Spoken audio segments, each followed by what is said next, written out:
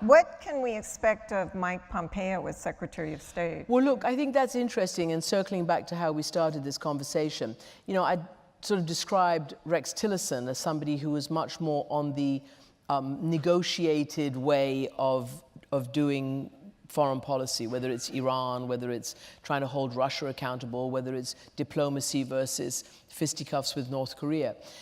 Mike Pompeo is described as a classic neocon. He's quite hawkish, and he also disdains the Iran deal, has been quite hawkish on North Korea in the past. I don't know what his tone will be now.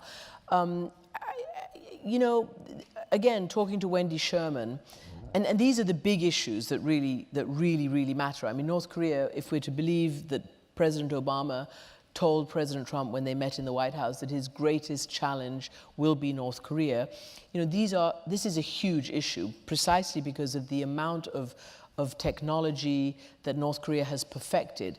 And the US intelligence community were caught napping, unfortunately. They didn't realize how far advanced North Korea was in its nuclear warheads and its missile delivery systems. And so there are many people in the US intelligence community who do not believe that getting North Korea to denuclearize as a first step has any chance of flying. That the best you can hope for is maybe eventually down the line that might be a goal.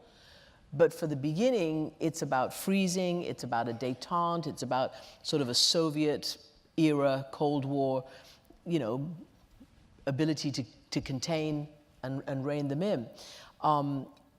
But also, as you know, there are very important segments of the policy establishment who do not believe in compromise and believe that negotiation and compromise spell weakness and surrender.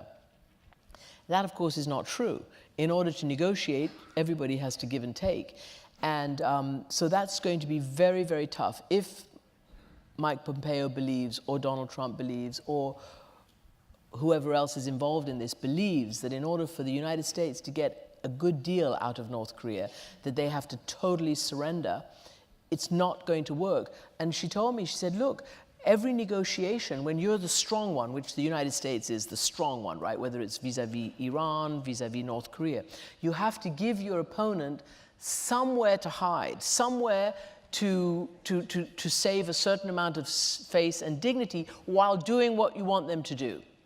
So the ultimate aim is for them not to use their weaponry. So you have to create this paradigm without saying, if you don't give it up, that's the end of it. And then what happens? Then what happens? Then you're on a path to war. What would have happened if they hadn't sought and got this deal with Iran?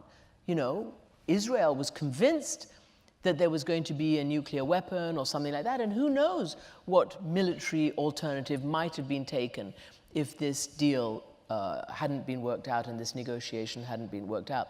So if people can try to not make perfect the enemy of the good, then there may be some hope.